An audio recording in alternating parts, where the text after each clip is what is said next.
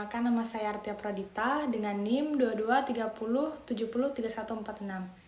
Di sini saya akan membahas tentang partai politik dan sistem pemilihan umum. Berikut penjelasannya. Yang pertama, saya akan menjelaskan awal terbentuknya partai politik. Partai politik pertama-tama lahir di negara-negara Eropa Barat sebagai respon terhadap perkembangan gagasan bahwa rakyat harus diikutsertakan dalam proses politik. Di awal perkembangannya, di negara-negara seperti Inggris dan Prancis, pada akhir abad ke-18, kegiatan politik berpusat pada kelompok-kelompok politik di parlemen, yang awalnya bersifat elitis dan aristokratis. Namun, dengan meluasnya hak pilih, kegiatan politik berkembang di luar parlemen dengan terbentuknya panitia pemilihan yang mengatur pengumpulan suara para pendukung menjelang pemilihan umum. Partai politik di Indonesia mulai muncul setelah jatuhnya pemerintahan kolonial Belanda, di mana suasana kebebasan memungkinkan masyarakat membentuk organisasi, termasuk partai politik. Sebelum kemerdekaan, partai-partai politik muncul sebagai bagian dari gerakan perjuangan melawan penjajah, serta untuk mencapai kebebasan dan kemerdekaan. Setelah kemerdekaan, pada tahun 1945, terjadi perdebatan antara berbagai partai politik dalam merumuskan cita-cita dan dasar negara baru. Partai politik di Indonesia memiliki beragam ideologi seperti nasionalis, keagamaan, dan komunis. Namun, ideologi komunis berakhir bersamaan dengan akhir masa Orde Lama.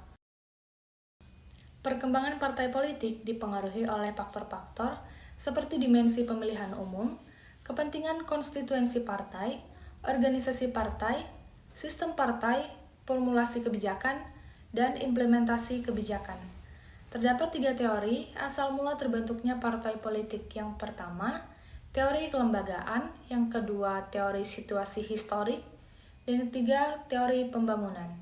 Teori kelembagaan menekankan bahwa partai politik pertama kali terbentuk di lembaga legislatif sebagai respon terhadap kebutuhan anggota legislatif untuk berhubungan dengan masyarakat dan mendapatkan dukungan. Teori situasi historik menyatakan bahwa partai politik terbentuk ketika sistem politik mengalami masa transisi akibat perubahan yang terjadi pada masyarakat. Sementara, teori pembangunan menyatakan bahwa partai politik merupakan konsekuensi logis dari modernisasi sosial ekonomi.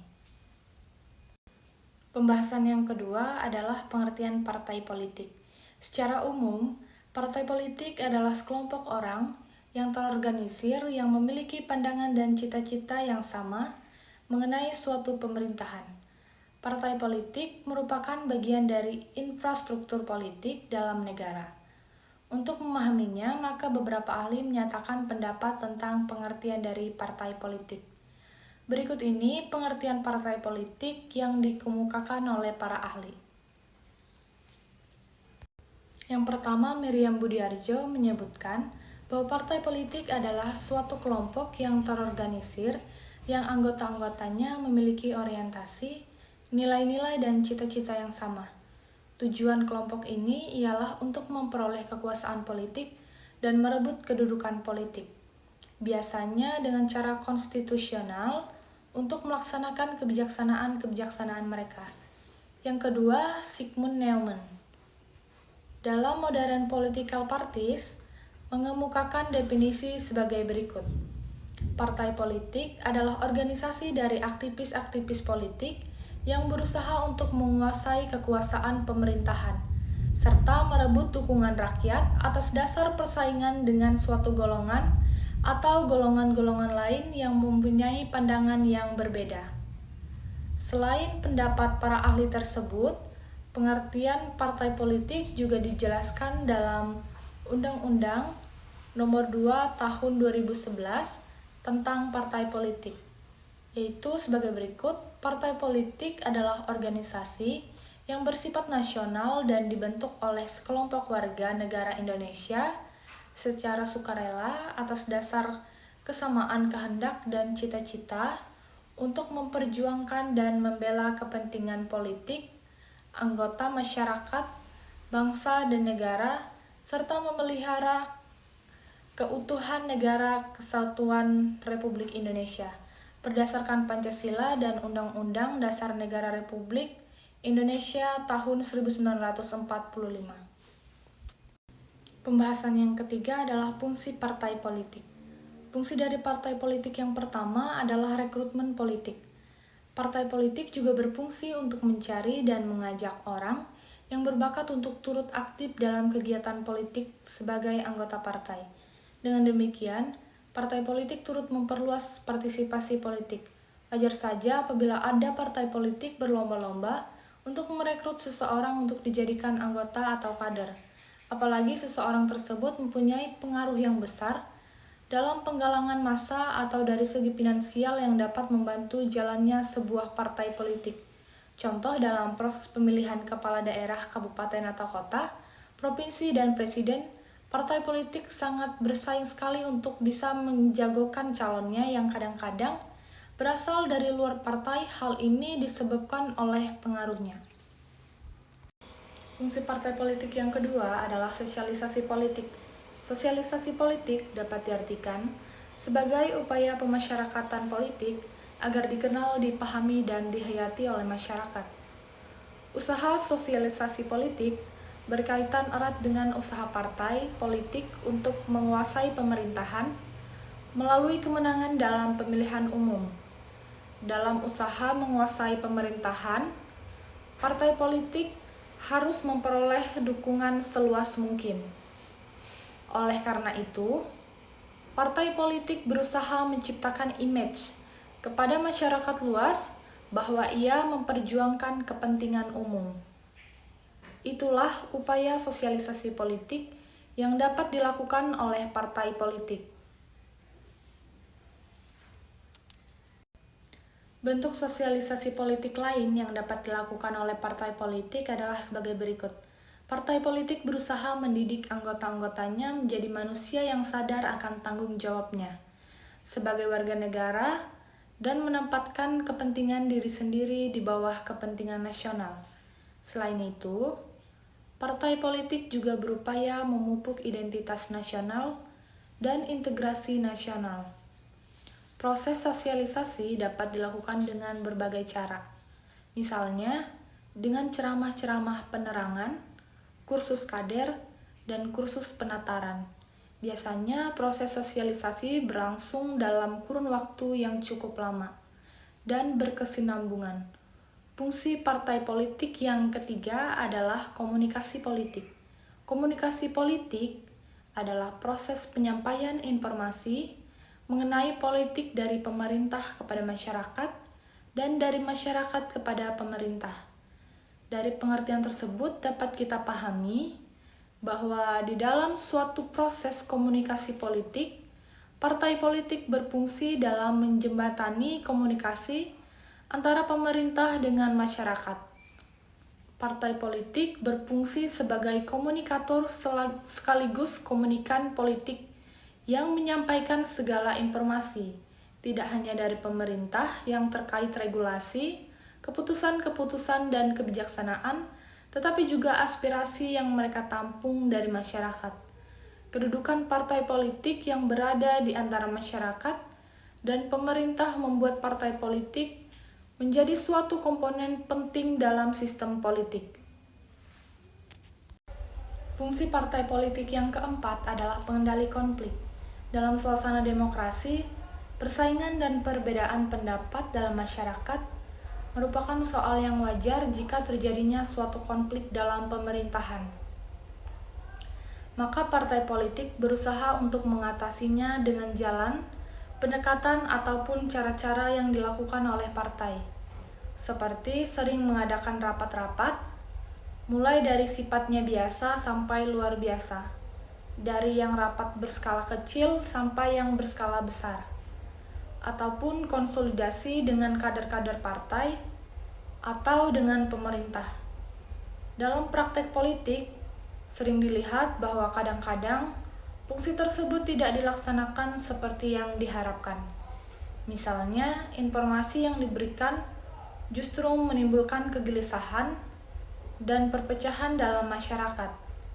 Yang diutamakan bukanlah kepentingan daerah atau nasional, tetapi kepentingan partai yang sempit dengan akibat adanya pengkotakan politik atau konflik. Tidak diselesaikan akan tetapi malah dipertajam.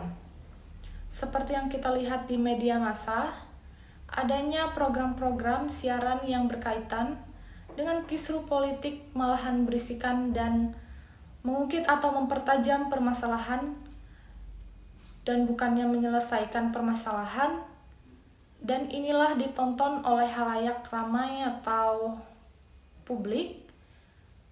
Dan fungsi partai politik yang kelima adalah kontrol terhadap pemerintahan. Kontrol terhadap pemerintahan merupakan suatu bentuk kontrol politik yang dilakukan oleh partai politik untuk memastikan bahwa kebijakan ataupun pelaksanaan kebijakan yang dilakukan oleh pemerintah berjalan dengan baik dan semestinya. Pembahasan yang keempat adalah pengertian pemilihan umum. Pemilihan umum atau pemilu adalah proses demokratis untuk memilih wakil rakyat atau pejabat pemerintahan secara langsung oleh warga negara suatu negara. Pemilihan umum merupakan mekanisme penting dalam sistem demokrasi modern yang memungkinkan rakyat untuk berpartisipasi dalam menentukan pemimpin dan kebijakan negara.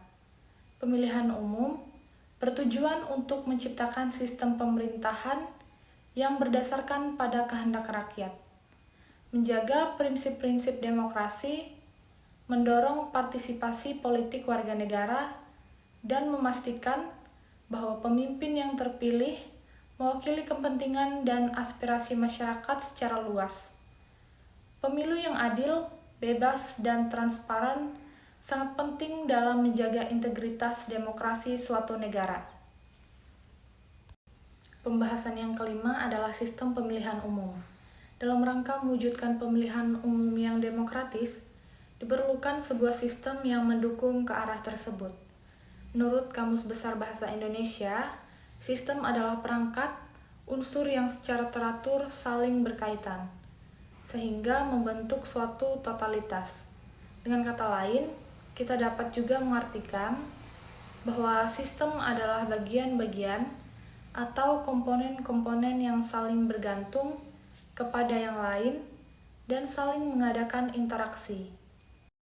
Sistem pemilihan umum yang pertama adalah sistem distrik. Sistem ini merupakan sistem pemilihan yang paling tua dan didasarkan atas kesatuan geografis. Dalam sistem distrik, wilayah negara dibagi berdasarkan daerah-daerah pemilihan atau distrik pemilihan. Banyaknya daerah pemilihan tergantung kepada jumlah kursi legislatif yang akan diperebutkan. Setiap daerah tersebut diwakili oleh satu orang perwakilan. Dengan demikian, seorang calon yang berhasil mendapatkan suara lebih banyak daripada calon yang lain langsung dianggap sebagai pemenang pada distrik tersebut, sekalipun dia tidak mendapatkan suara mayoritas. Ini artinya, suara yang didapatkan oleh calon lain menjadi hilang dan tidak diperhitungkan lagi, walaupun selisih perolehan suara antar calon yang menang dengan yang kalah sangat tipis. Sistem pemilihan umum yang kedua adalah sistem proporsional. Sistem proporsional adalah sistem pemilihan yang memperhatikan perimbangan jumlah penduduk dengan jumlah kursi di daerah pemilihan. Sistem pemilihan yang berupaya menciptakan badan perwakilan yang mencerminkan distribusi keseluruhan dukungan publik untuk setiap partai politik.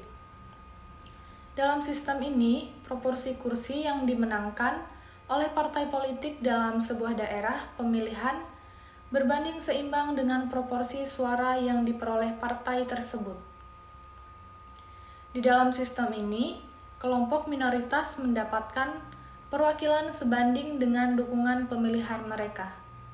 Sistem ini dianggap lebih mewakili suara rakyat karena setiap suara dihitung dan tidak ada suara yang terbuang, sehingga partai kecil dan minoritas juga punya kesempatan yang sama untuk mengirim wakilnya duduk di parlemen. Sistem proporsional ini melihat pada jumlah penduduk yang merupakan pemilih, sehingga satu daerah memiliki beberapa wakil. Dengan sistem ini, dalam lembaga perwakilan, daerah dengan penduduk lebih besar akan memperoleh kursi lebih banyak di suatu daerah. Pemilihan dan sebaliknya. Dalam sistem proporsional terbagi menjadi dua sistem, yaitu yang pertama adalah sistem proporsional tertutup.